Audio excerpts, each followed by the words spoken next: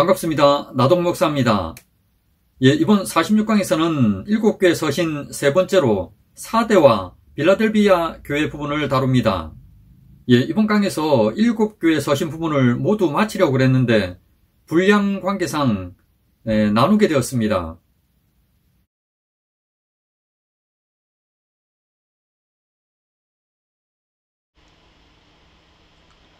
지난 45강을 정리하겠습니다. 먼저 서머나 교회에 보내진 서신입니다. 서론에 나타나고 있는 이기신 예수님의 모습은 서신에서 예수님께서 서머나 교회에게 말씀하려는 내용을 가늠하게 합니다. 처음이며 마지막이요 죽었다가 살아나시니, 창조부터 마지막 심판까지 인류사 전체에서 죽었다가 살아나시니, 그러니까 십자가와 부활, 이는 하나님의 구원 계획의 핵심입니다.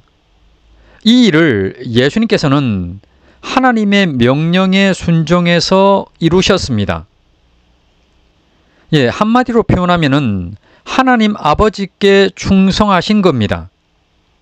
예수님께서는 서머나 교회를 향해서 너희도 나처럼 죽도록 충성하라 하시는 것이 전체의 핵심 내용입니다.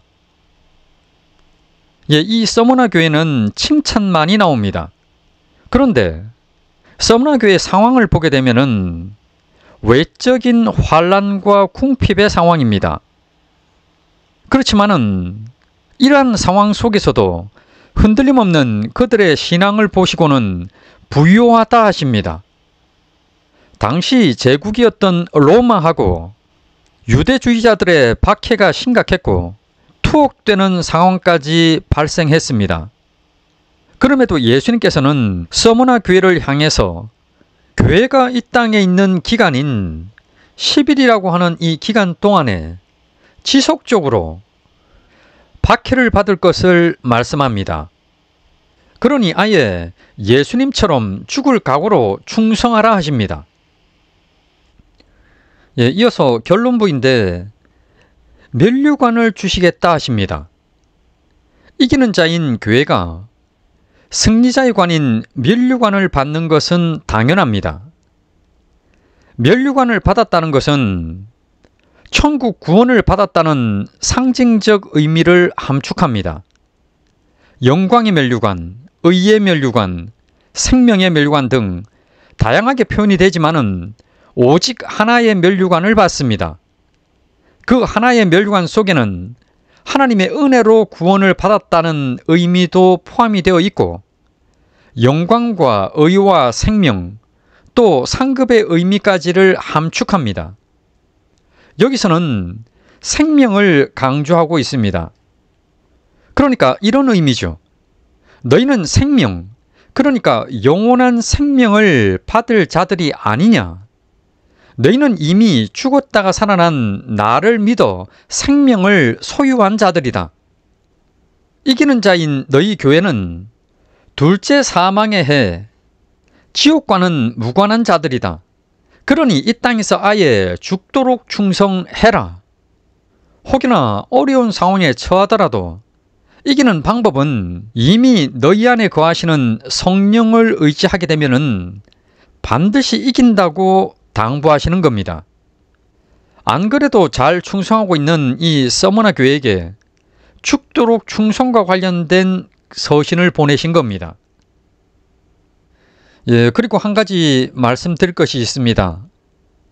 7교회 서신을 다 마치고 나면은 한번 정리를 하겠습니다마는 이곳 서머나 교회를 보면서 한번 생각해 볼 것이 있습니다. 행위들과 관련해서 보통 행위들에는 다양한 것들이 많죠.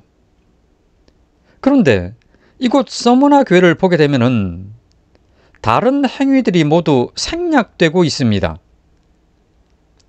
물론 성도 한 명 한 명의 행위가 아니고 교회를 기준으로 한 행위이다 보니까 어느 정도 제한적인 것은 사실입니다.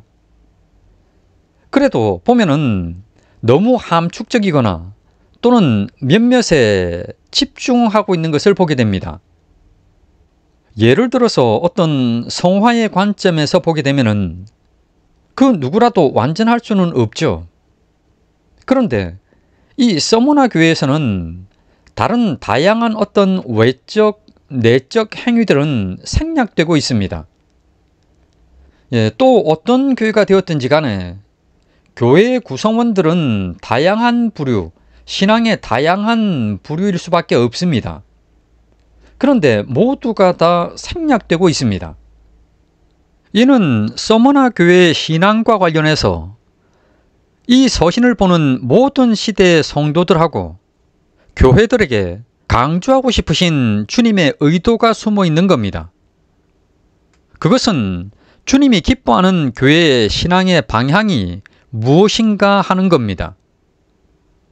이는 참 부요를 깨닫고 이 땅의 것이 아닌 하늘의 부요를 알았다고 그러면은 그 소망을 붙들고 이 땅에서는 아예 죽도록 충성하는 겁니다. 이와 관련된 내용은 이미 다른 성경들에서 무수히 강조하고 말씀하신 것들입니다. 그런데 요한계시록에서 다시금 강조를 하려 합니다. 전반적인 정리는 7교회 서신이 끝난 후에 다시금 언급하겠습니다. 그러면 계속해서 버가모 교회입니다. 버가모 교회에 보내진 서신입니다. 버가모라는 도시는 우상 숭배가 극심한 곳이었습니다. 그래서 13절에서 예수님께서는 이곳을 사탄의 권자가 있는 곳이라고 이렇게 칭하셨습니다. 그런데 극심한 박해가 있고 안디바가 순교를 당하는 상황 속에서도 버가모 교회는 굳건한 믿음을 보입니다. 따라서 이러한 선한 행위에 대해서 칭찬을 받습니다. 그렇지만 서론에서 보아서 알 수 있듯이 예수님께서 버가모 교회에 강조하려는 바는 이것입니다. 계시록 1장 16절에서 언급되었던 좌우에 날선 검을 가지신 예수님이 서론에서 암시를 줍니다. 이것은 예수님께서 교회 차원에서 볼 때 버가모 교회에게 이와 관련해서 특히나 강조하고 싶으시다는 것을 알게 합니다. 실제로 예수님께서는 16절에서 내게 속히 가서 내 입의 검으로 싸우시겠다고 하십니다.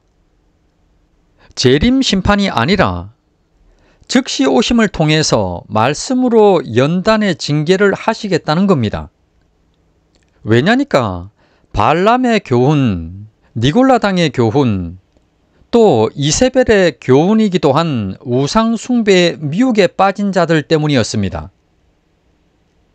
버가모 교회의 이러한 악한 행위에 대해서 책망을 알리시려는 것이 가장 큰 이유입니다. 지금 이 버가모 교회는 칭찬들을 일하고 책망들을 일이 선명히 각각 하나씩이 크게 부각된 그런 교회의 모습을 보이고 있습니다. 이곳 버가모 교회 일부는 이단 사상의 꿰매에 빠졌습니다. 그러면 이러한 이단 사상의 게임에 빠지지 않는 방법, 그 방법이 무엇인지를 지금 여기서 제시가 되고 있습니다. 그것은 들을 귀 있는 자들인 거듭난 자들에게 성령을 의지하고 말씀과 충만함에 거하는 방법, 그것을 지금 제시하고 있습니다. 그러면서 끝으로 이기는 자인 교회에게 최종적인 상급이 제시되는데 가장 값진 상급이 제시됩니다. 그것은 참된 만나이신 예수를 통해서 영생하고 구원을 받은 자들만이 아는 흰돌이신 예수님과 그의 새 이름을 아는 복을 받게 된다는 것입니다. 이를 역으로 보면은 그렇기 때문에 이 땅에 거하는 동안에 하나님이 기뻐하는 행위를 하라는 것이 됩니다. 버가모 교회의 행위와 관련해서 다시금 간략히 정리를 하자면 이렇습니다. 지금 가장 핵심이 되는 두 가지 행위만을 거론하고 있습니다. 교회의 주류는 굳건한 믿음을 보이고 있고 일부가 지금 이단의 미혹에 넘어간 상황입니다. 이들과 관련해서 칭찬과 책망과 회개의 촉구, 또 징계를 언급하면서 주님의 마음과 뜻을 바로 알아서는 신실한 행위의 신앙의 삶을 살라는 겁니다.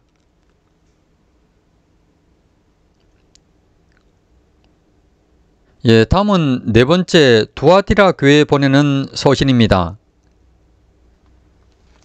여기서도 보게 되면은 두아디라 교회 안에 칭찬받을 만한 행위를 하고 있는 자들하고 또 책망받을 행위를 하고 있는 자들로 이렇게 나누어서 언급되고 있습니다. 19절하고 24절, 25절에서는 칭찬들을 행위를 하고 있는 자들에 대해서 말씀하고 있는데 잘하고 있으니 특별히 할 말씀은 없다고 하십니다. 특히 두아디라 교회의 칭찬을 들은 성도들은 사랑과 믿음과 섬김과 인내, 이러한 선한 행위들이 처음보다 나중으로 갈수록 더 커졌습니다. 그래서 24절 하반부에서 다른 짐으로 너에게 지울 것이 없다고 이렇게 하시는 거죠. 그런데 책망 들을 행위를 하는 자들과 관련해서는 서론부에서부터 암시를 합니다. 그 눈이 불꽃 같고 그 발이 빛난 주석과 같은 하나님의 아들. 이런 표현을 사용하는데, 그러니까 예수님께서 눈으로는 이리저리 보고 살피는 것이고 발로는 이리저리 다니면서 살피는 겁니다. 그러다가 악한 행위를 발견하게 되면은 눈은 불꽃처럼 발은 빛난 주석처럼 되어서 징계하시겠다는 겁니다. 그와 관련된 내용이 20절로부터 23절에 언급되고 있습니다. 두아디라 교회의 악한 행위자들은 자칭 선지자 이세벨의 미혹에 넘어져서는 우상 숭배에 빠진 경우입니다. 예수님께서는 이세벨에게까지 회개의 기회를 주시지만은 하나님의 은혜가 없는 그는 구원 얻을 회개에 이르지 못합니다. 이세벨의 미혹에 넘어갔던 20절에 나오고 있는 내 종들로 표현되는 거듭난 자들은 회개할 겁니다. 만약에 그들 중에 회개를 안 하면 어찌 될까요? 이미 과거의 구원을 받은 자들이기 때문에 구원은 받되 흰보자 심판대에서 상벌 심판에 처해지게 됩니다. 지금 두아디라 교회에 칭찬들을 행위를 하는 자들이나 또 악한 행위를 하는 자들이나 예수님께서는 이들 모두에게 강조하고 싶으신 것이 있습니다. 결론부를 보게 되면은 이 땅에서 이기는 자의 삶을 살았든지 혹은 그렇지 못하다 할지라도 이기는 자이면서 또 동시에 내 일, 주의 일을 끝까지 지키는 자들로 인정된 자들, 하나님께서 인정하시는 자들, 그들에게 이렇게 말씀하시는 겁니다. 두아디라 교회야, 또 교회들아, 너희들은 나로부터 재림과 흰보자 심판하는 권세를 위임받은 자들이다. 그러니 29절에서처럼 귀 있는 자인 거듭난 자들은 도우시는 성령의 말씀에 순종해서 끝까지 승리하라는 겁니다. 물론 여기 두아디라 교회에서도 성도 개개인마다 보면은 많은 행위들이 있을 것이고 또 교회 차원에서도 다양한 행위들이 있을 겁니다. 그런데 칭찬 듣는 자들을 보게 되면은 성경에서 통상 가장 강조하는 네 가지, 사랑, 믿음, 섬김, 인내, 이것들로 칭찬을 받고 있고 책망받는 자들은 어떤 시기라든지 질투라든지 게으름이라든지 수많은 것들이 있음에도 불구하고 다 생략되고 있고, 여기서는 오직 이단의 미혹에 빠진 자들, 그들이 크게 부각되고 있습니다.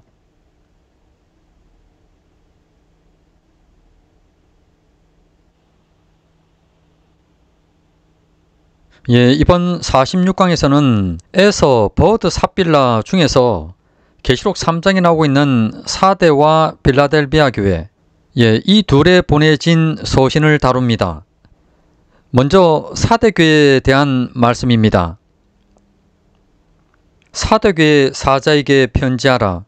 하나님의 7 영과 7 별을 가지신 이가 이르시되, 내가 내 행위를 아노니 내가 살았다 하는 이름은 가졌으나 죽은 자로다. 너는 일깨어 그 남은 바 죽게 된 것을 굳건하게 하라. 내 하나님 앞에 내 행위에 온전한 것을 찾지 못하였노니, 그러므로 내가 어떻게 받았으며 어떻게 들었는지를 생각하고 지켜 회개하라. 만일 일깨지 아니하면 내가 도둑같이 이르리니 어느 때 내게 이르는지 내가 알지 못하리라. 그러나 사대 그 옷을 더럽히지 아니한 자 몇 명이 내게 있어 흰옷을 입고 나와 함께 다니리니 그들은 합당한 자인 용고라. 이기는 자는 이와 같이 흰옷을 입을 것이요, 내가 그 이름을 생명책에서 결코 지우지 아니하고 그 이름을 내 아버지 앞과 그의 천사들 앞에서 시인하리라. 귀 있는 자는 성령이 교회들에게 하시는 말씀을 들을지어다. 계시록 2, 3장에 나오고 있는 7개 교회 중에서 이곳 사대 교회에 보내진 서신의 이해를 통상 가장 고민들을 많이 하는 것을 보게 됩니다. 보통은 이런 고민이죠. 죽어있는 사대 교회가 계속 만약에 이렇게 갔을 경우에 주님이 도둑같이 오셔서 지옥 심판을 하시고 단지 그 중에서 일부만이 흰옷을 입고 천국에서 그리스도와 같이 거닌다는 그 해석입니다. 그러면서 그럽니다. 그거 봐라. 그래서 어떻게 하든지 선한 일 많이 하고 이겨야지, 어떻게 하든지 이겨야지 흰옷을 입는다고 안 하냐는 겁니다. 과연 그러한 해석이 맞을까요? 한번 확인을 해보겠습니다. 앞서 에베소, 서머나, 버가모, 두아디라 교회를 살폈습니다. 지금까지는 책망을 받는 교회라고 하더라도 에베소 교회는 여지가 있습니다마는 교회의 상당수는 하나님이 기뻐하는 행위자들이었고 일부만이 책망의 대상이었습니다. 그런데 이곳 사대 교회를 보게 되면은 칭찬이 나오고 있는 4절을 보면은 단지 몇 명만이 칭찬을 받고 있습니다. 그러면 이 사대교회가 개척교회 같은 어떤 극소수의 그런 교회였을까요? 아닙니다. 규모도 크고 많은 일을 하고 있고 소문까지 난 그런 교회였습니다.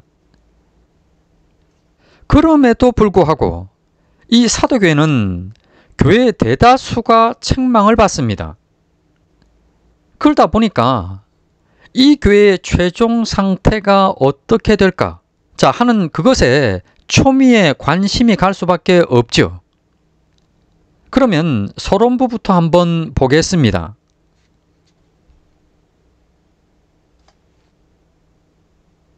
예, 1절에는 서론부와 본론부가 붙어 있습니다. 서론부인 1a절입니다. 사도교회 사자에게 편지하라. 하나님의 7 영과 7 별을 가지신 이가 이르시되.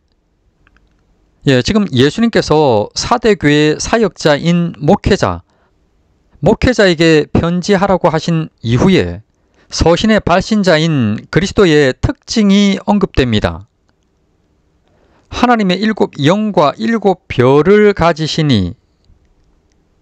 하나님의 영과 별을 가지시니, 자, 이렇게 표현합니다. 성령과 교회 목회자들을 주관하시는 분이라고 하십니다. 이는 예수님께서 성령과 사대교회 목회자를 통해서 교회를 주관하고 계시다는 것인데, 앞선 교회들에서는 어떤 특정한 단어를 통해서 본론부와 연결을 시켰었습니다. 그런데 이곳 사대교회에서는 사대교회의 대다수가 문제가 있다 보니까 암시라고 하는 이것이 교회 전체 차원에서 주어지고 있습니다.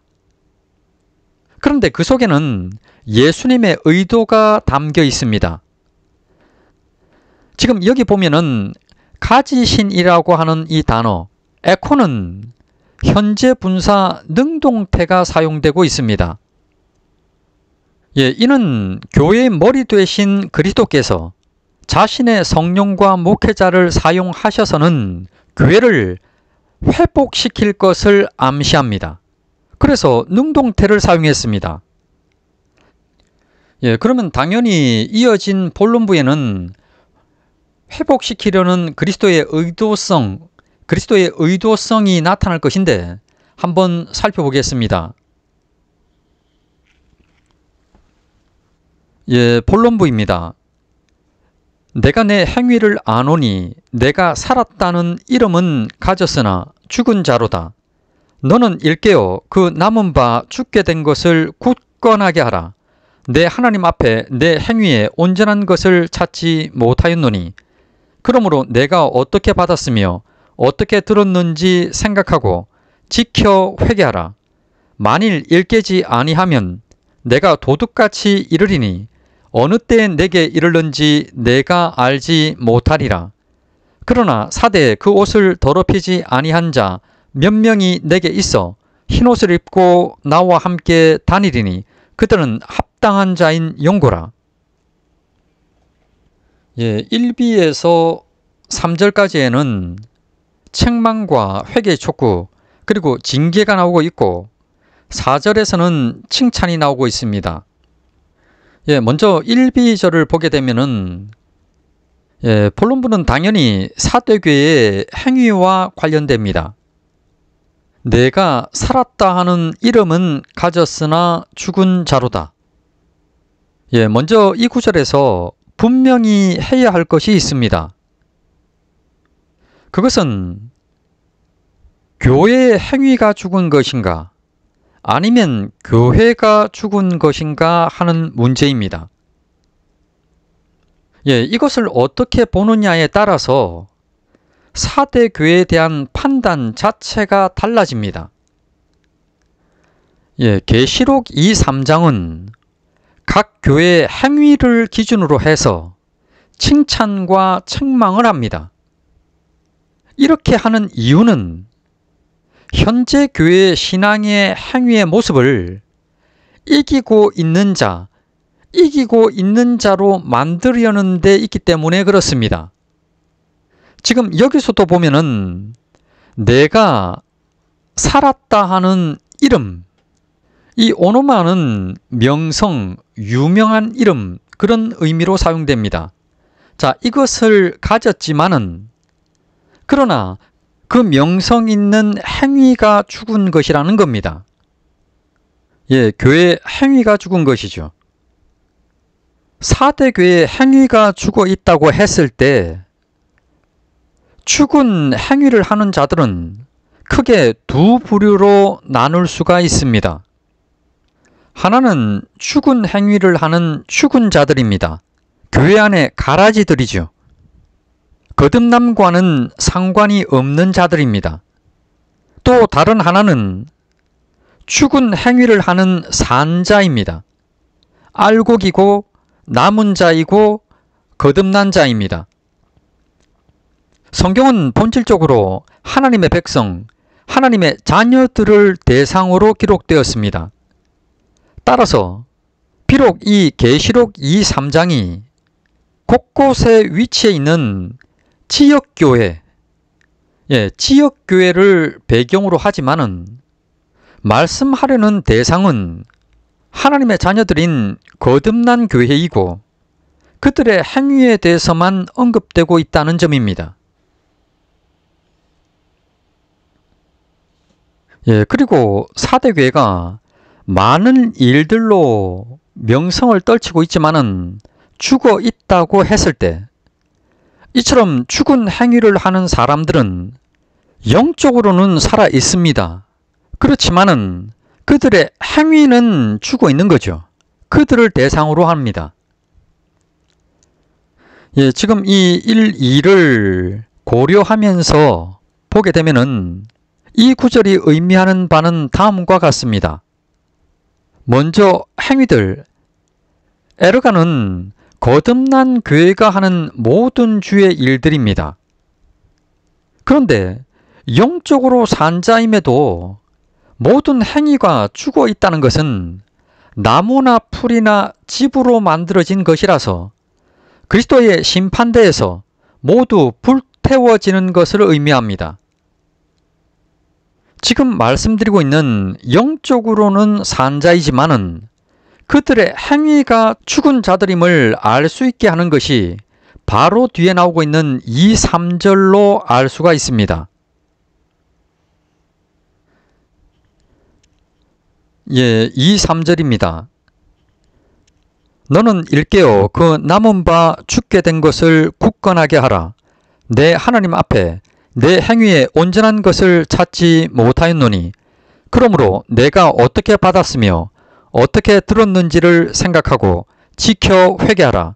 만일 일깨지 아니하면 내가 도둑같이 이르리니 어느 때에 내게 이르는지 내가 알지 못하리라.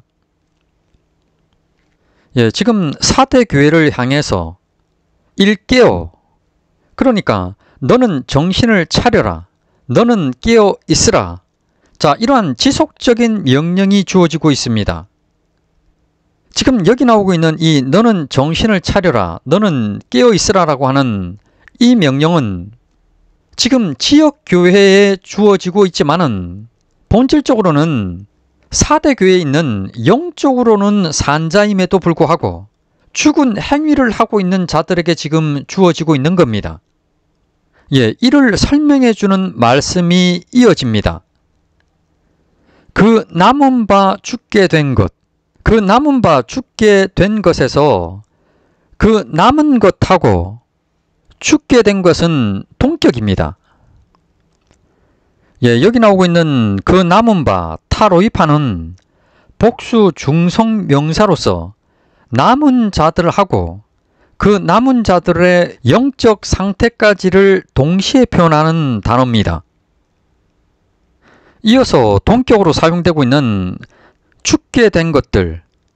자, 이 단어는 미완료 시제를 사용해서 지속적으로 죽게 된 상태를 나타냅니다.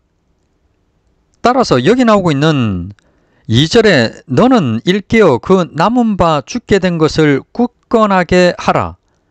이 문장은 영적으로 산 자들, 거듭난 자들이지만은 마치 영적으로 죽은 자들의 죽은 행위들처럼 그 행위가 죽어가고 있는 상태에 놓인 자들에게 정신을 차려 깨어나고 굳건하게 하라, 강하게 하라고 지금 권면하고 있는 것이 됩니다.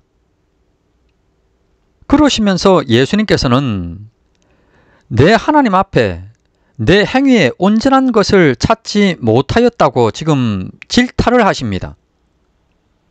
이어서 3절을 시작하시면서 회개를 촉구합니다. 그러므로 내가 어떻게 받았으며 어떻게 들었는지를 생각하고 지켜 회개하라. 하나님의 은혜로 그리스도를 만난 처음 사랑을 떠올려 보면서 회개하여 회복하라는 겁니다. 만일 일깨지 아니하면, 정신을 차리고 깨어있지 않으면 내가 도둑같이 이르리니 어느 때 내게 이르는지 내가 알지 못하리라. 통상 내가 도둑같이 이르리니 내가 알지 못하리라. 예, 이 표현은 재림, 이 파루시아의 전형적인 표현입니다. 이 재림하고 관련된 이러한 표현은 마태복음 24장 34절이라든지 또는 데살로니가 전서 5장 2절이라든지 또는 베드로 후서 3장 10절에 나타납니다. 그런데 여기서는 이 재림의 의미로 사용되지가 않았습니다. 여기서는 이 땅에 있는 기간 동안에, 이 땅에 교회가 거하는 동안에 4대 교회에게 예수님께서 즉시 오심으로 이해를 해야 합니다. 앞서도 계속해서 말씀을 드리지만은 7교회 서신의 본론부는 교회가 이 땅에 있는 동안에 그 행위에 대해서 칭찬과 책망과 회개 촉구와 징계를 알려서는 이기는 자를 만드는 것이 목적입니다. 그러니까 이기고 있는 자의 삶을 살게 해서 성화를 이루고 선한 행위들을 통해서 상급을 받게 하는 것이 목적입니다. 그러니까 이런 모습 자체가 하나님의 영광을 드러내는 거죠. 따라서 교회가 이 땅에 있는 동안에 징계라고 하는 연단을 위한 즉시 오심으로 그렇게 이해를 해야 합니다. 만약에 이것이 즉시 오심이 아니고 재림이 되게 되면은 문제가 있습니다. 7교회 중에서 지역교회인 이 4대 교회의 회개 여부에 따라서 4대 교회가 회개하느냐 회개하지 않느냐에 따라서 예수 그리스도의 재림이 결정되는 것으로 보이기 때문에 그렇습니다. 마운스도 지적을 했듯이 만약에 4대 교회가 회개하지 않는다면 예상치 못하게 4대 교회에게만 즉시 오셔서 징계 연단을 행할 것이라는 겁니다.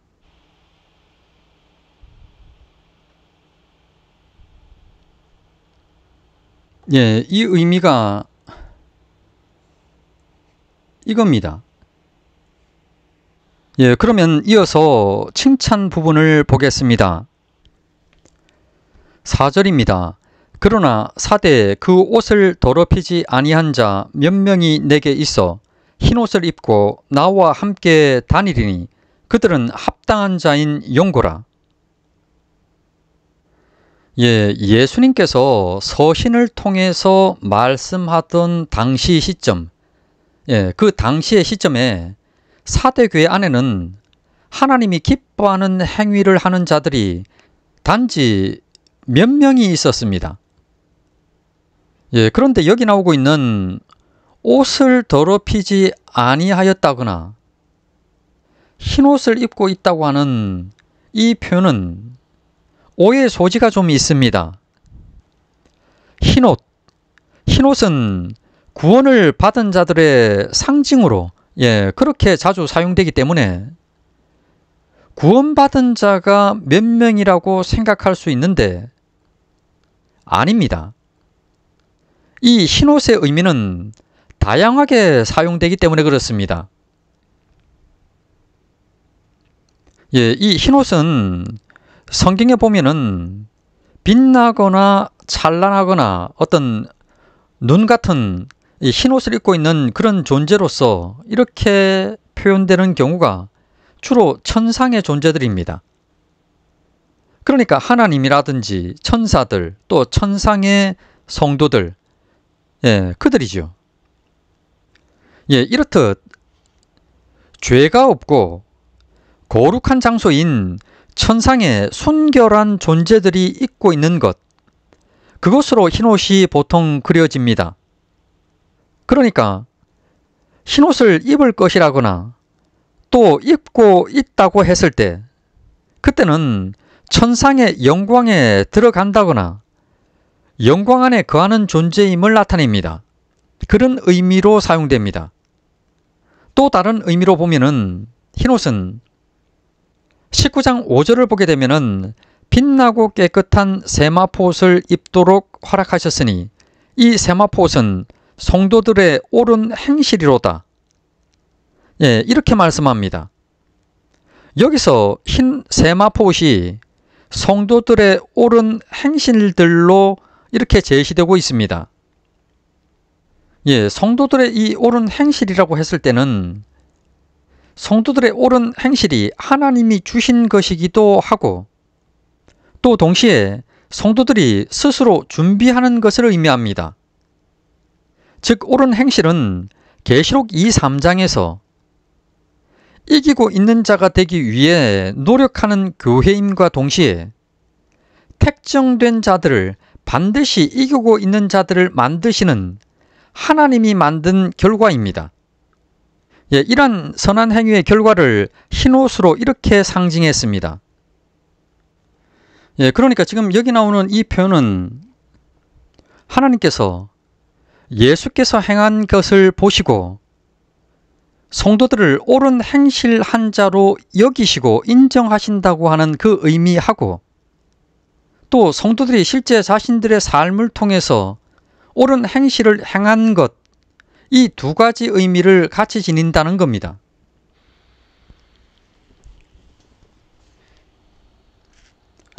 셋째로는 계시록 7장 13, 14절에 나오고 있는 이 흰옷 입은 자들이 누구며 또 어디서 왔느냐? 이는 큰 환란에서 나오는 자들인데 어린 양의 피에 그 옷을 씻어 희게 하였느니라. 여기에서 어디서 왔느냐라고 하는 이 물음의 답은 모든 흰옷 입은 크리스천들이 큰 환란이라고 하는 연단을 통과해 왔다는 것이고 흰옷 입은 자들이 누구며라는 물음의 답은 모든 크리스천들이 오직 그리스도의 피를 믿는 믿음으로 정결케 된 자들이라는 뜻입니다. 이를 한마디로 표현하면은 그리스도로 옷 입은 자라고 하는 이 의미입니다. 이를 흰옷이라고 하는 상징으로 표현했습니다. 이렇듯 1, 2, 3을 종합해 보면은 흰옷은 천상의 순결한 존재들이 입고 있고 또한 옳은 행실의 의미로서 하나님과 성도들의 동역으로 만들어지는 선한 행위의 결과를 상징합니다. 그리고 그리스도의 보혈 공로를 믿음으로 구원받은 자라고 하는 상징적 의미이기도 합니다. 그런데 지금 이 4절에서의 흰옷을 입고 있다고 했을 때 이 의미는 이 흰옷이라고 하는 의미 중에서 2번의 의미로 지금 사용이 되고 있습니다. 그러니까 지금 이 4절에서 흰옷을 입고 있다고 하는 이 의미는 천상에서 입고 있다고 하는 그 의미가 아닙니다. 성도들이 이 땅에서 행한 옳은 행실입니다. 그리고 앞서도 말씀을 드리지만은 이 본론부는 이 땅에서의 행위와 관련해서 이 땅에서의 행위와 관련해서 이 땅에 있는 동안에 칭찬과 징계가 행해지는 내용을 다룹니다. 잠시 뒤에도 다루겠습니다만은 결론부에는 그리스도의 재림 이후에 그때의 상급과 칭찬이 나옵니다. 지금 이 4절에서 흰옷을 입고 나와 함께 다닌다고 하는 이 표현이 물론 새하늘 새 땅에서의 모습도 해석이 가능은 합니다만은 그러나 여기서의 옳은 행실은 이 땅에서 선한 행위를 하고 있는 자들이 이 땅에서부터 그리스도와 함께 동행하고 있다는 의미로 봐야 합니다. 한마디로 이 땅에서부터 받는 상급이죠. 반대로 1B절 이하에서 나오고 있는 행위가 죽은 자들은 그리스도와 동행하는 것이 아니라 회개하지 않으면 예수님이 그들에게 즉시 오심을 통해서 징계를 베풀 것이라고 하는 내용입니다. 이 사도교회의 본론 부분은 해석에 주의가 필요합니다. 이어서 결론부입니다. 이기는 자는 이와 같이 흰옷을 입을 것이요 내가 그 이름을 생명책에서 결코 지우지 아니하고 그 이름을 내 아버지 앞과 그의 천사들 앞에서 시인하리라. 귀 있는 자는 성령이 교회들에게 하시는 말씀을 들을지어다. 이곳 이 결론부에서는 이기고 있는 자인 교회가 그들이 받게 되는 그리스도 재림 이후의 상급이 언급되고 있습니다. 앞서 4절에서는 하나님이 기뻐하는 행위를 했던 몇 명, 단지 몇 명의 성도들이 옳은 행실, 옳은 행위에 대한 상급으로서 이 땅에서부터 그리스도와 동행하는 복을 받았었습니다. 이처럼 이와 같이 모든 교회는 천상에서 흰옷을 입게 됩니다. 이때의 흰옷의 의미에는 앞서 언급되었던 세 가지 모두를 내포한다고 볼 수 있습니다. 이때 이 흰옷은 예수 그리스도 재림 이후에 구원이 완성된 성도들을 상징하기 때문에 그렇습니다. 앞서 흰옷을 설명하면서 구체적으로 말씀을 안 드렸습니다마는 성도들의 옳은 행실에서 성도들의라고 하는 이 단어가 주격의 소유격으로 이렇게 사용되어지게 되면은 성도들이 행한 옳은 행실이 되고, 목적격의 소유격으로 이렇게 사용되어지게 되면은 하나님에 의해서 모든 교회가 옳은 행실한 자들로 인정되는 것. 자, 이렇게 두 가지를 모두 내포합니다. 따라서 비록 이 땅에서 행위라고 하는 것을 회개치 않아서 끝내는 흰 보좌 심판대에서 상급 심판을 받았다 할지라도 하나님께서 그리스도 안에서 흰옷 입은 자들로 인정을 하십니다. 이 또한 포함이 됩니다. 이어진 표현도 이해를 필요로 합니다. 내가 그 이름을 생명책에서 결코 지우지 아니하고 그 이름을 내 아버지 앞과 그의 천사들 앞에서 시인하리라. 이 표현도 매우 혼란을 줍니다마는 여기 나오는 생명책, 이 의미를 정확히 이해하면은 쉽게 이해되는 표현입니다. 그런데 이 생명책과 관련해서 구체적으로 말씀을 드리려고 하면은 양이 상당합니다. 따라서 추후에 교재를 꼭 한번 확인해 주셨으면 합니다. 생명책에 이름이 기록되는 시점, 이것에 대한 주장도 신약과 구약 성경으로 이렇게 나누어서 살펴야 합니다. 구약 성경에서 생명책에서 자신의 이름을 지워달라는 표현이라든지 또 이스라엘 민족적 시각에서 실제로 생명책에서 이름이 지워지는 자들이 있었습니다. 그런데 이들은 악인들과 거짓 선지자들이었습니다. 그런데 신약적으로 이들은 지금 7교회에서 볼 수 있듯이 지역교회 안에는 속해 있지만은 자칭 선지자인 이세벨 같은 자들하고 또 택정받지도 거듭나지도 않은 종교인들, 그들에 해당합니다. 하여튼 결론적으로 말씀드리면 생명책에 기록된 자들은 창세전에 이미 생명책에 기록이 되어 있습니다. 이는 에베소서 1장에 나오고 있는 창세전에 택정된 자들이라고 하는 이 말씀하고 창세전에 생명책에 기록되었다는 것이 상통합니다.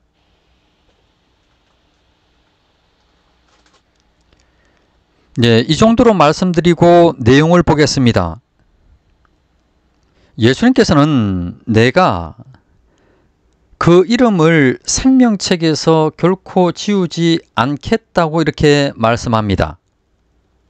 왜 예수님께서는 생명책에 기록된 자들은 결코 지울 수가 없음에도 불구하고 마치 지울 수 있는데도 결코 지우지 않겠다고 이렇게 구약 문학적 시각에서 말씀을 하실까요? 이는 문학적 표현 기법인 고건법을 사용한 겁니다. 예를 들면 이렇습니다. 매우 좋은 일이 있을 것을 그냥 그대로 말하지 않고 그리 나쁘지 않은 일이 있을 것이라고 이렇게 표현하는 것과 같습니다. 이어서 그 이름을 내 아버지 앞과 그의 천사들 앞에서 시인하리라. 흰보자 심판대 재판관은 그리스도이십니다. 성부 하나님으로부터 7 봉인된 두루마리를 받으신 이후부터 심판의 모든 것을 위임받으셨습니다. 어린 양이신 예수님께서.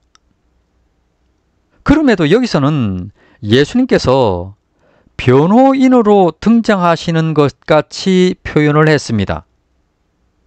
실제는 그리스도께서 재판장이시면서 동시에 변호인이기도 합니다. 여기서는 변호인으로서의 시각으로 지금 묘사되고 있습니다. 지금 이 5절에서 말씀하려고 하는 의도는 한마디로 이기는 자인 교회는 반드시 영생 구원을 받을 것이라는 겁니다. 지금 이를 강조하는 표현입니다. 교회의 머리 대신 예수님의 입장에서는 아픈 가시가 박힌 손가락이 바로 이 사도교회입니다. 예수님께서는 즉시 오심을 통해서 징계하실 것까지 말씀하시면서 그들의 행위를 회복시키려는 의지가 매우 강함을 지금 알리고 있습니다. 그래서 또 이 말미에 성령을 의지하고 순종하라고 강조를 하고 있습니다.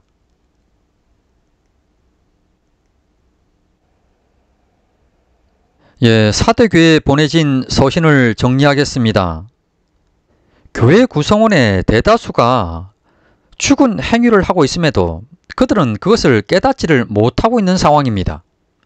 오히려 이들은 살았다 하는 이름, 명성을 가지고 있는 그런 교회였습니다. 성도수도 많고 규모도 크고 봉사도 많고 소문도 나 있는 그런 교회였습니다.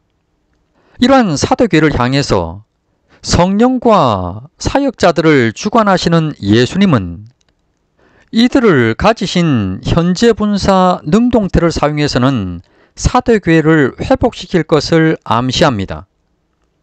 지금 예수님께서 책망하는 대상은 거듭났지만은 그 행위가 죽어있는 자들입니다. 비록 말씀이 지역교회를 대상으로 삼고 있지만은 말씀의 대상은 하나님의 자녀인 거듭난 자들입니다. 3절에서처럼 하나님의 은혜로 구원을 받고 감격했던 그 첫사랑을 기억하고 돌이켜 회개하라 하십니다. 만약에 이렇게 경고를 하는데도 지속적으로 돌이키지 않으면 이 땅에 그들에게 즉시 오셔서 연단을 위한 징계를 하겠다고 하십니다. 그런데 이러한 사대교회도 몇 명은 하나님이 기뻐하는 행위를 하고 있는 자들이 있었습니다. 그들은 이 땅에서 그리스도와 동행하는 복을 받습니다. 왜 이러한 복을 받냐고 그러니까 흰옷, 즉 옳은 행실이라고 하는 행위를 보신 주님의 상급입니다. 이 본론부에서 칭찬과 책망을 하시면서 교회의 회복을 바라시는 주님은 결론부에서 이기는 자인 교회를 향해서 4절에서 칭찬을 받았던 단지 몇 명의 성도들 뿐만이 아니라 이기는 자인 교회가 모두 흰옷을 입게 될 것이라 강조하십니다. 모두가 흰옷을 입는 그 근거를 드시는데 그것은 바로 생명책입니다. 이 생명책은 행위와는 관련이 없이 오직 그리스도를 믿는 자들이 기록된 책입니다. 그리스도를 믿었기 때문에 생명책에 기록이 되었고 따라서 흰옷을 입게 된 것이라 변호인으로서 증언하시겠다 하십니다. 그러면서 사도교회를 향해서 이기고 있는 자가 되기를 바라면서 이렇게 말씀합니다. 성령께 순종하고 그 말씀을 행할 것을 강조하면서 서신을 마칩니다. 가장 아픈 손가락인 사대교회를 사랑하시는 주님의 마음을 알 수 있는 그런 서신입니다.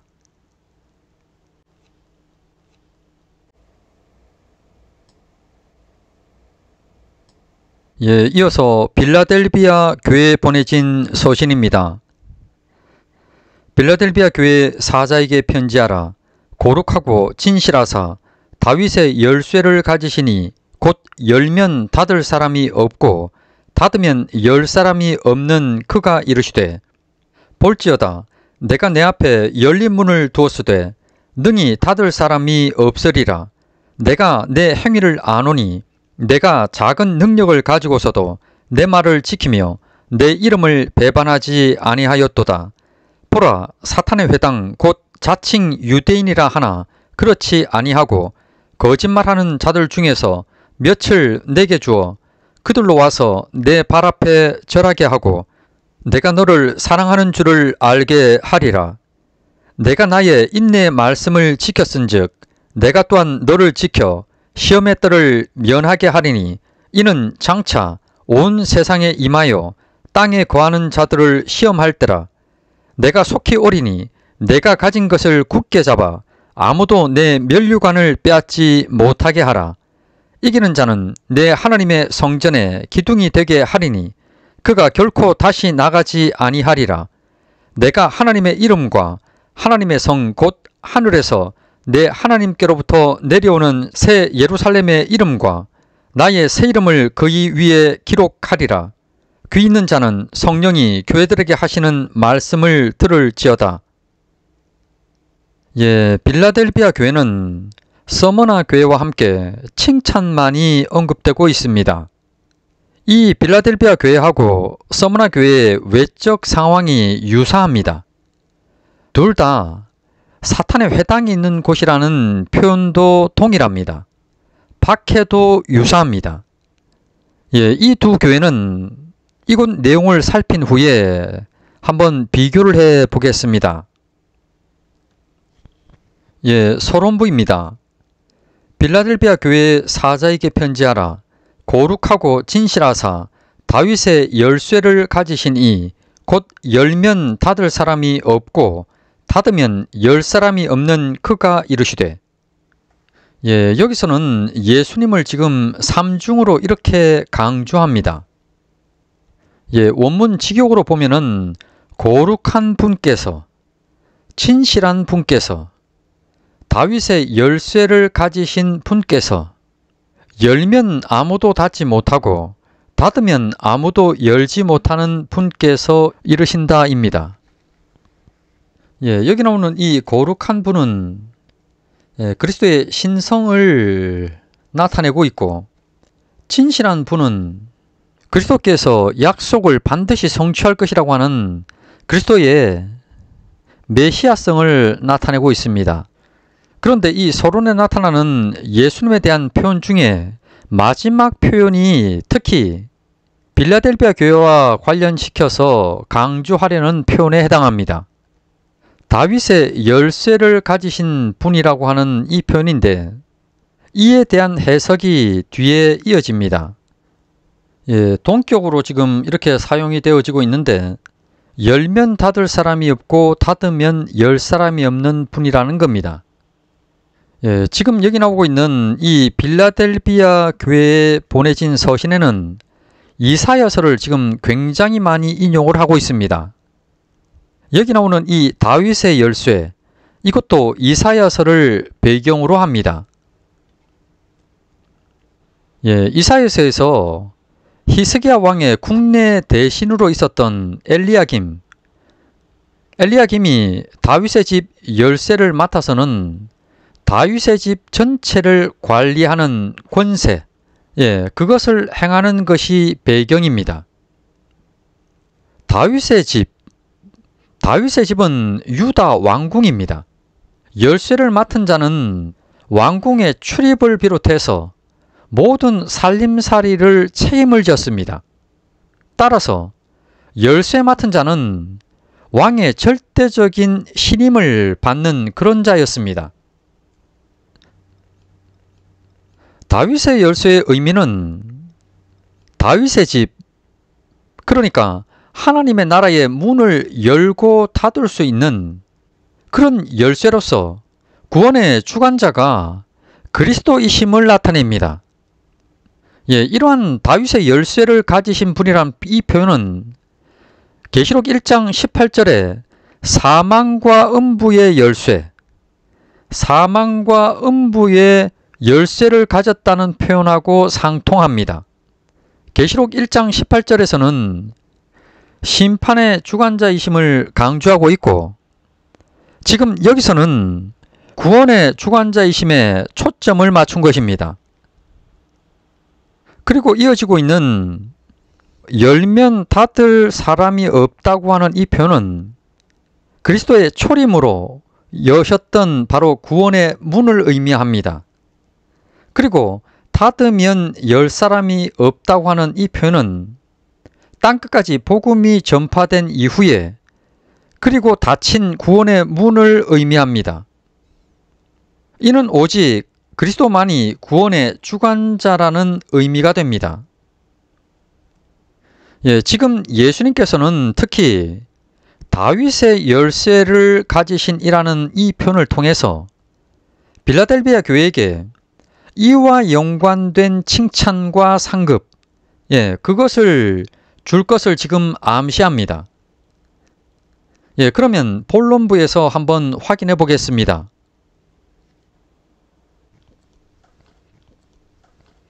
본론부입니다. 볼지어다 내가 내 앞에 열린 문을 두었으되 능히 닫을 사람이 없으리라. 내가 내 행위를 아노니 내가 작은 능력을 가지고서도 내 말을 지키며 내 이름을 배반하지 아니하였도다. 보라, 사탄의 회당 곧 자칭 유대인이라 하나 그렇지 아니하고 거짓말하는 자들 중에서 며칠 내게 주어 그들로 와서 내 발 앞에 절하게 하고 내가 너를 사랑하는 줄을 알게 하리라. 내가 나의 인내의 말씀을 지켰은즉 내가 또한 너를 지켜 시험의 때를 면하게 하리니 이는 장차 온 세상에 임하여 땅에 거하는 자들을 시험할 때라. 내가 속히 오리니 내가 가진 것을 굳게 잡아 아무도 내 면류관을 빼앗지 못하게 하라. 지금 여기서는 중간에 보면은 내가 내 행위를 아노니 이렇게 나오고 있지만은 원문에 보면은 본론부를 시작하면서 내가 너의 행위를 알아왔다로 이렇게 시작됩니다. 따라서 빌라델비아 교회에 보내지는 서신의 중심도 당연히 행위와 관련됨을 알 수 있습니다. 빌라델비아 교회의 행위는 이러했습니다. 내가 작은 능력을 가지고서도 내 말을 지키며 내 이름을 배반하지 아니하였도다. 여기 나오고 있는 이 작은 능력과 관련해서 많은 주석가들은 성도들의 신분이나 지위가 낮고 또 교인의 수도 적고 외부적으로는 박해도 있는 그런 외적 능력이 변변치 못한 것, 이렇게 봅니다. 분명 이러한 것들도 영향을 미쳤을 겁니다. 그런데 여기에 더해서 교회가 가지고 있었던 달란트, 재능이나 은사, 이런 것들도 포함하는 것이 더 나을 겁니다. 그러니까 교회의 재능적인 측면하고 주께 받은 은사가 많지 않고 또 외부의 박해 속에서도 하나님이 기뻐하시는 말씀을 지키며 주의 이름을 배반하지 않는 그런 행위를 보였기 때문에 그렇기 때문에 열린 문의 상급을 받게 된 겁니다. 자, 그러면 열린 문의 상급을 받았는데 다른 교회들에서는 볼 수 없는 상급인 이 열린 문, 열린 문은 무엇일까요?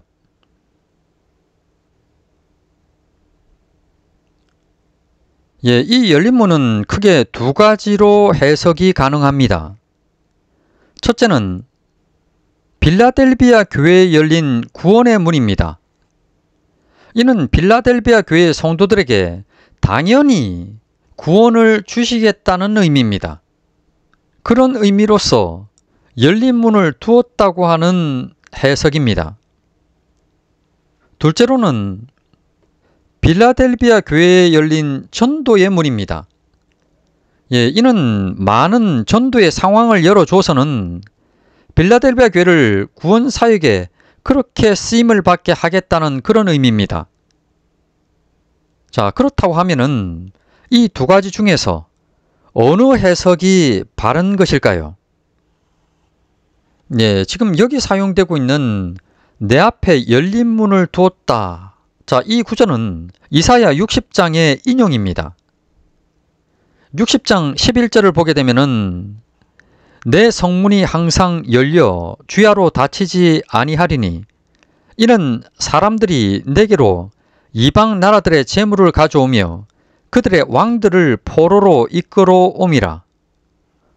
여기 나오고 있는 이 이사야 60장 11절 전후 문맥을 보게 되면은 열방이 하나님께 돌아오는 것, 그러니까 예수 그리스도로 말미암아서 영적 이스라엘, 거듭난 교회가 주께 돌아오게 될 것을 암시합니다. 이러한 배경만으로 보면은 넓은 의미에서 구원을 말씀하는 것이기 때문에 1번도 구원이고 2번도 구원입니다. 따라서 1과 2의 해석이 모두 가능합니다. 그렇지만은 문맥을 고려를 해보면은 이번에 빌라델비아 교회에 열린 전도의 문이 맞습니다. 왜냐면은 지금 여기 8a절에서는 생략이 되어 있지만은 원문에 나타나고 있는 왜냐면은 무엇 때문에라고 하는 이 호티, 이것을 사용해서 열린 문을 준 이유가 빌라델비아 교회의 행위 때문임을 밝히고 있기 때문입니다.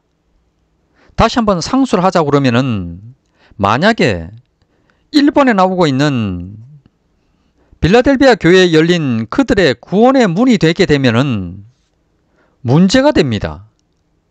무슨 문제냐 그러니까 이 빌라델비아 교회 성도들의 행위의 결과로 인해서 그들의 행위의 결과로 인해서 그들에게 구원이 주어지는 것이 되고 맙니다. 그러니까 이건 한마디로 하면은 행위 구원이죠. 그들의 행위 때문에 빌라델비아 교회에게 구원이 주어진 것이 되고 맙니다. 따라서 문맥상 적용할 수가 없죠. 심각한 문제가 될 수 있습니다.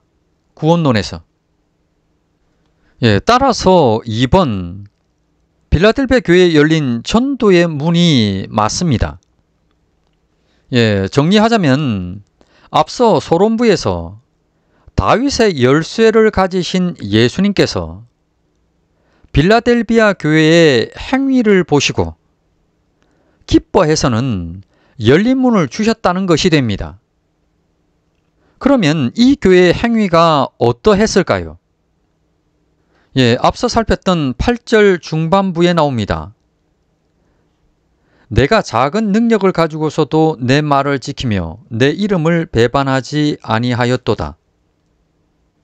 내적으로나 외적으로나 변변치 않아 보이는 그런 교회입니다. 그러나 이들은 진리를 붙들고 예수 이름에 대한 어떠한 도전도 용납하지 않았습니다.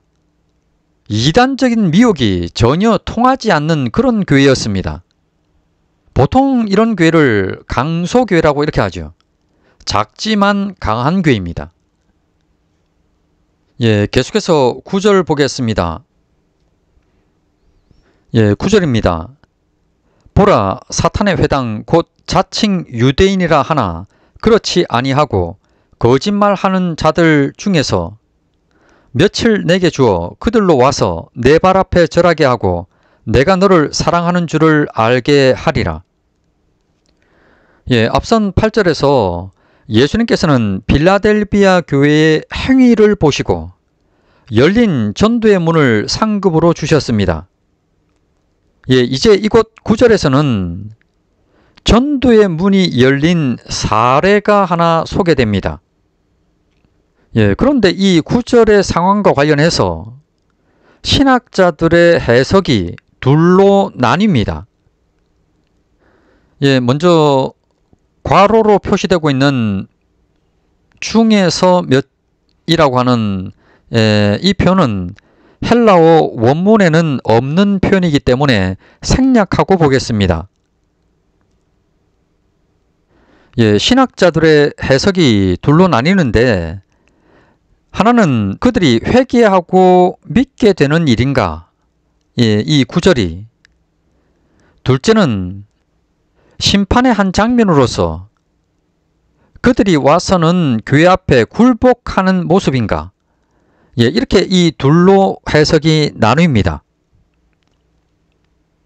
이 첫째와 관련해서는 육적 유대인들인 자칭 유대인들, 그들이 빌라델비아 교회 앞에 와서 절을 하고 그들이 깨닫기를 8b에서 주의 말씀을 지키고 핍박 속에서도 그리스도의 이름을 배반치 않은 그 모습을 보면서 빌라델비아 교회에게 그리스도의 사랑이 임한 것이 무엇인지를 그들이 깨닫는다는 겁니다.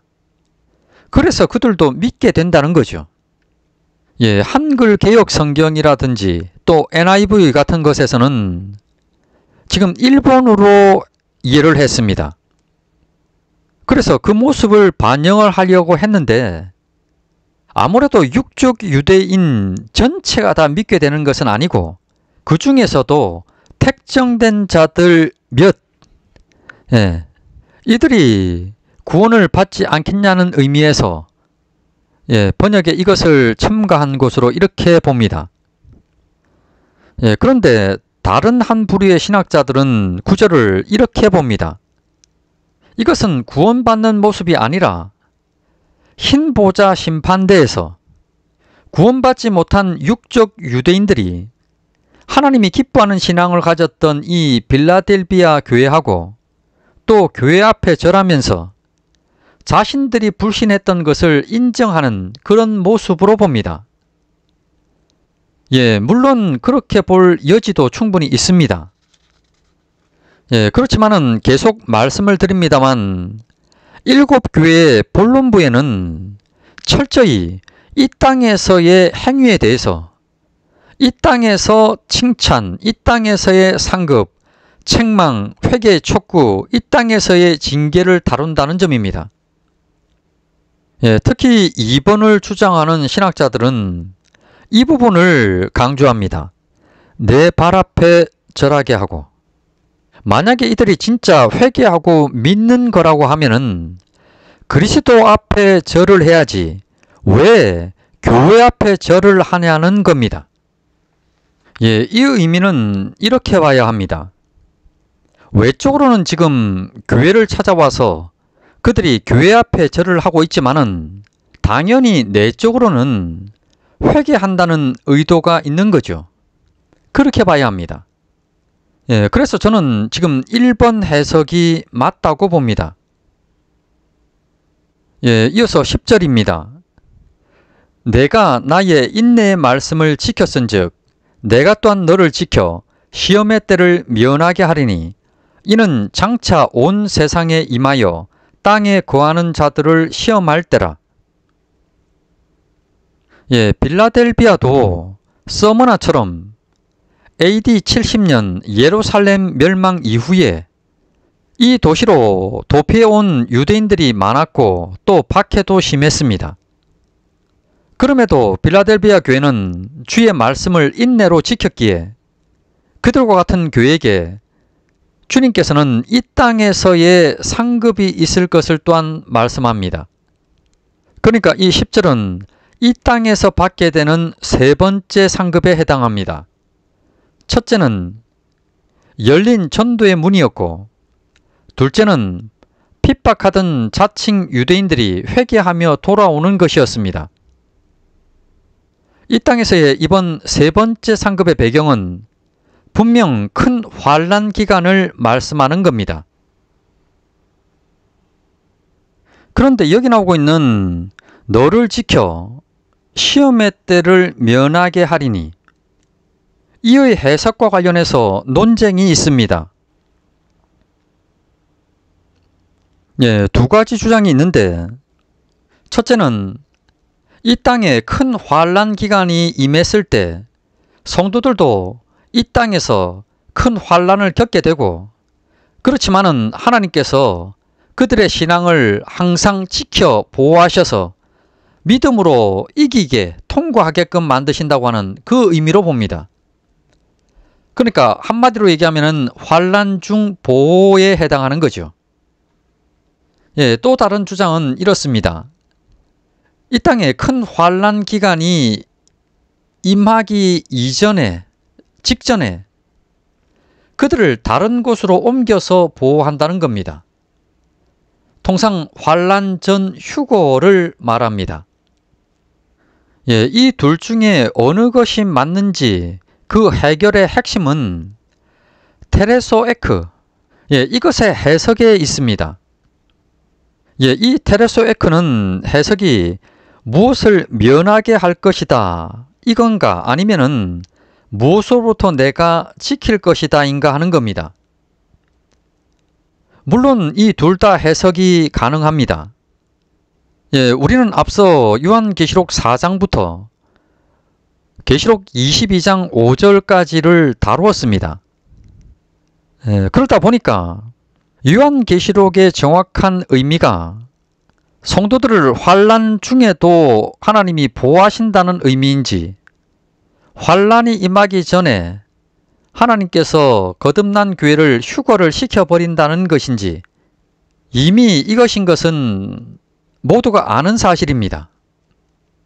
따라서 지금 이것을 다룬다는 자체가 사실상은 좀 우습습니다. 그런데 그런 배경 전체를 모르는 상황에서 지금 여기 나오는 이 테레소 에크라고 하는 이 단어만을 가지고 그 뜻을 찾는다고 그러면은 당연히 이 둘을 가지고 고민스럽겠죠. 세대주의 전 천년설을 믿는 쪽에서 환난 전 휴거를 주장합니다. 그렇지만 그 주장은 요한계시록의 전반적인 내용과는 전혀 동떨어진 주장입니다. 지금 여기 사용되고 있는 이 테레소 에크는 시험의 때인 큰 환난 기간이 임하고, 그 큰 환난 중에도 그들의 신앙을 지켜서 환난을 견디게 하고, 때로는 순교를 당한다 하더라도 담대히 순교당하게 하겠다고 하는 그 의미입니다. 그러면은 요한복음에 나타나고 있는 지금 1번 사례와 동일한 의미의 테레소 에크의 사용 사례를 한번 보겠습니다. 요한복음 17장 15절에 보면은 내가 비옵는 것은 그들을 세상에서 데려가시기를 위함이 아니요 다만 악에 빠지지 않게 보존하시기를 위함이니이다. 여기 보면은 테레세스 에크가 사용되고 있습니다. 지금 여기 나오는 이 요한복음 17장 5절의 의미로서 지금 여기서도 사용되고 있습니다. 여기서도 분명히 면하게 할 것이다가 아니고 보존한다, 지킨다고 하는 이 의미로 사용되고 있습니다.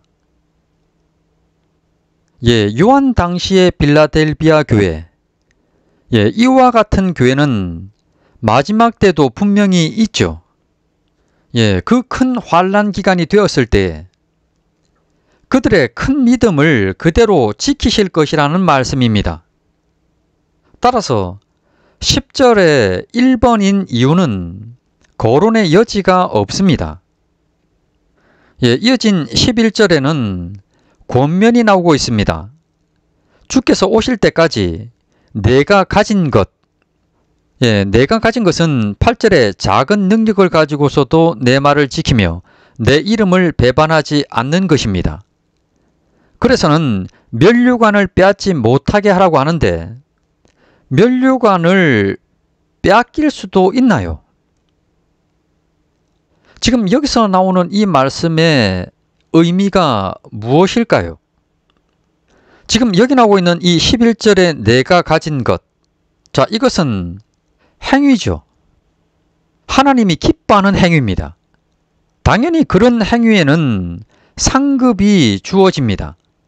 지금 여기서는 상징적인 표현으로서 면류관이라고 이렇게 표현을 했지만은 실은 상급입니다.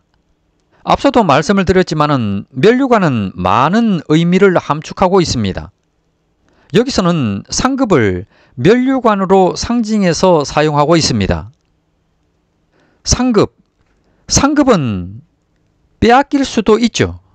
대표적인 것이 맨 앞서 거론되었던 에베소 교회였습니다. 그러나 면류관은 상급을 포함한 더 크고 넓은 의미입니다. 모든 크리스천들은 면류관을 받아 쓰게 됩니다. 그건 빼앗길 수가 없습니다. 만약에 빼앗긴다고 했을 때 빼앗긴다는 것은 구원을 못 받는 것이 되기 때문에 그렇습니다. 지금 여기서는 상급의 의미를 면류관이라고 하는 최상급으로 지금 상징화했습니다. 이렇게 해서 본론부를 살폈습니다.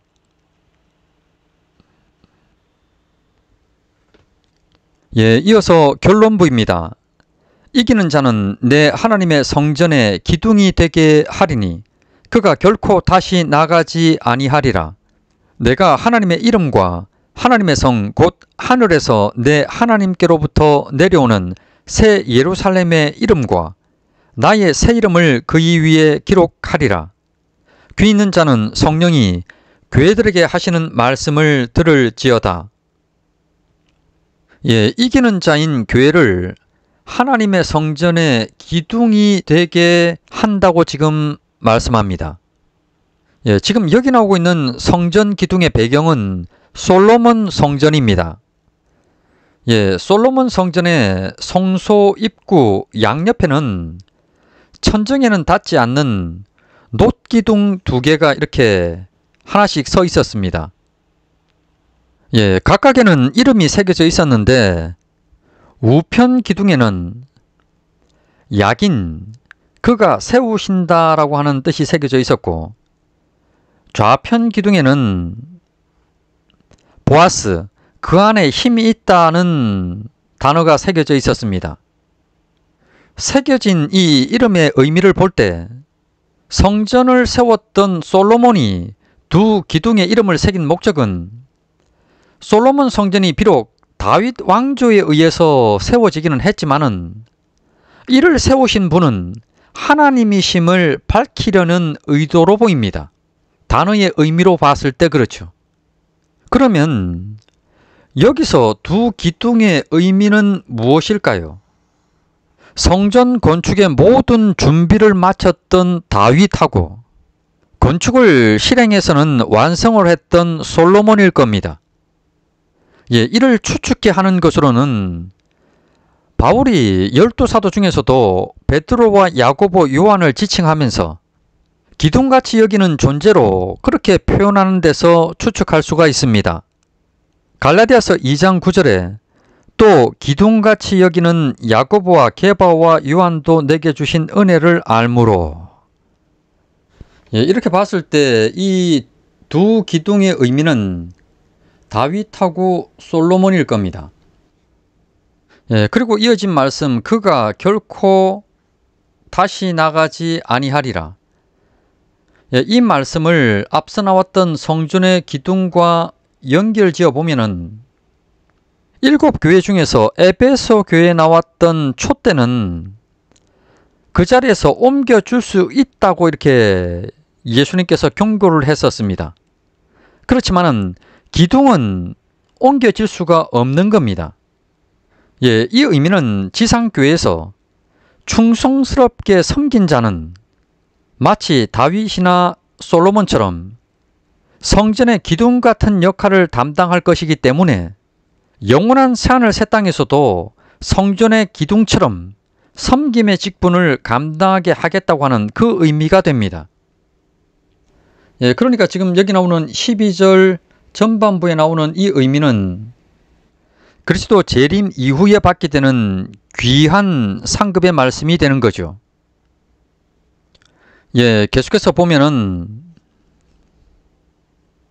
내 하나님의 이름과 하나님의 성 곧 하늘에서 내 하나님께로부터 내려오는 새 예루살렘의 이름과 나의 새 이름을 그의 위에 기록하리라.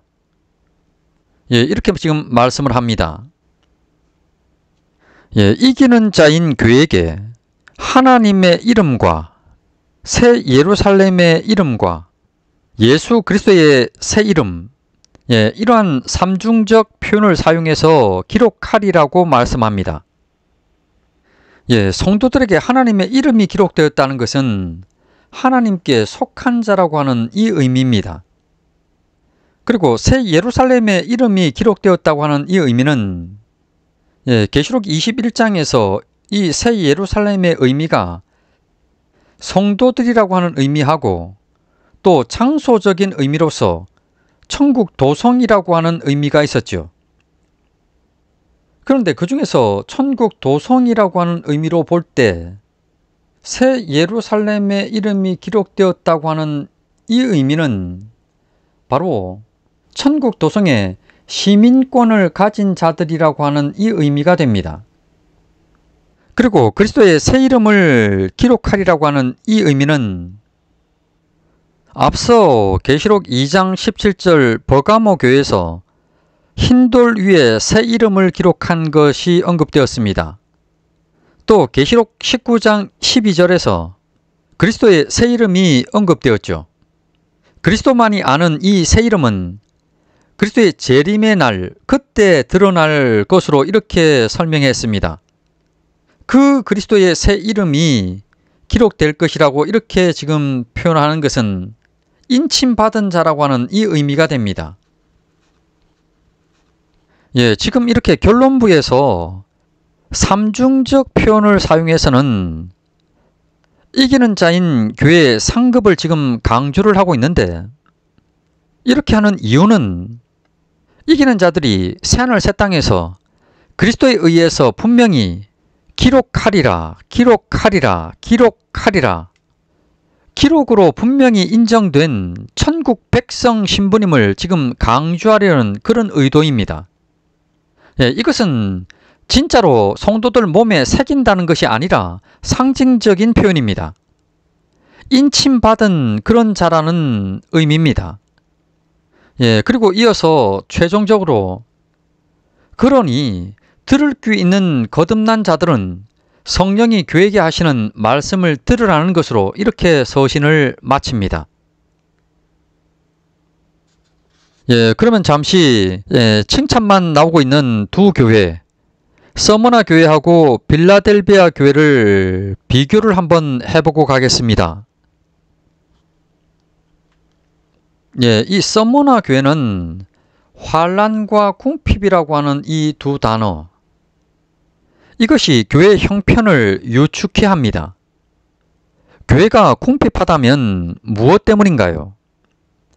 보통은 성도 수가 적고 그나마 있는 성도들도 어려운 그런 형편일 겁니다. 또 빌라델비아 교회 같은 경우에는 작은 능력이라고 하는 이 단어, 이것이 교회의 형편을 유축해 합니다. 성도들의 지위나 신분이 낮고 교회의 규모도 작고 은사나 달란트도 크지 않은 그런 상태입니다. 지금 여기 나오는 서머나 교회나 빌라델비아 교회, 이 두 교회가 외적으로 지금 비슷한 상황임을 알 수 있습니다. 거기다가 두 교회 모두 자칭 유대인이라고 하는 사탄의 회당, 이들로부터 박해를 받고 있었습니다. 그러한 그들에게 상급도 지금 동일하게 언급되고 있습니다. 그런데 서머나 교회에게는 이 땅에 있는 기간 동안에 쉼없이 끝까지 환난이 그치지 않을 것이니 충성하라, 즉 끝까지 견디라고 합니다. 반면에 빌라델비아 교회의 경우에는 열린 전도의 문을 통해서 자칭 유대인들이 와서는 절을 하는 역사가 일어납니다. 얼핏 봐서는 두 교회가 지금 차별을 당하는 것 같아 보이지만은 두 모습 모두가 다 기뻐하시는 모습이죠. 여기에는 주님의 의도성이 보입니다. 앞서도 말씀을 드렸지만은 7교회 모두 행위라고 하는 것을 기준으로 해서 각 교회에게마다 말씀하려는 특별한 의도성이 있습니다. 지금 여기 서머나나 빌라델비아 교회 모두 동일한 상황, 환경입니다. 그런데 서머나 교회에게는 서론, 본론, 결론에서 강조하려는 바가 동일합니다. 서론부의 핵심은 죽었다가 살아나신 그리스도시죠. 이 예수님은 죽도록 충성하셨고 그 결과가 부활입니다. 본론부에서도 환난과 궁핍에도 내가 죽도록 충성하라는 겁니다. 그 결과가 생명의 면류관입니다. 한마디로 생명 주겠다는 거죠. 이어진 결론부에서도 이기는 자인 너희는 둘째 사망의 해를 받지 아니하리라. 그러니까 너희는 이미 생명을 소유한 자들이 아니냐는 겁니다. 그러니 어떤 환난에도 아예 죽도록 충성해라. 그것을 내가 기뻐한다는 겁니다. 이처럼 서머나 교회에게는 죽도록 충성이라고 하는 행위와 그에 따른 상급이 주제이고 이를 지금 강조를 합니다. 반면에 빌라델비아 교회 같은 경우에는 교회 이름인 이 빌라델비아라고 하는 이것에서 알 수 있듯이 형제 사랑이 주제입니다. 그래서 서론, 본론, 결론이 그와 관련됩니다. 서론에서 다윗의 열쇠를 가지신 이로 언급됩니다. 본론부에서도 열린 전도의 문이 제시됩니다. 자칭 유대인들이 와서 절을 합니다. 결론부에서는 천국은 더 이상 전도가 필요 없는 곳이죠.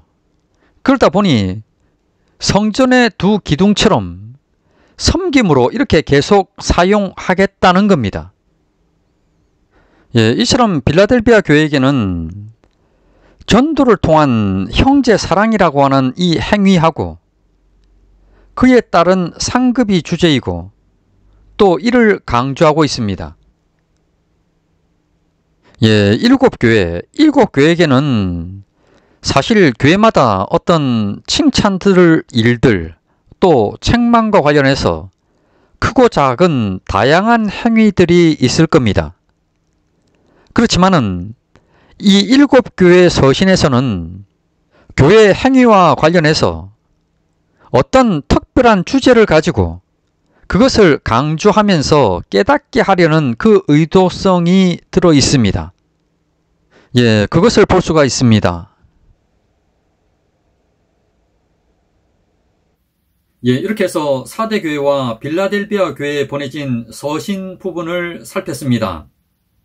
다음 강에서는 라오디게아 교회 부분을 살핀 이후에 7교회 서신의 전반적인 의도성에 대해서 한번 다뤄보겠습니다.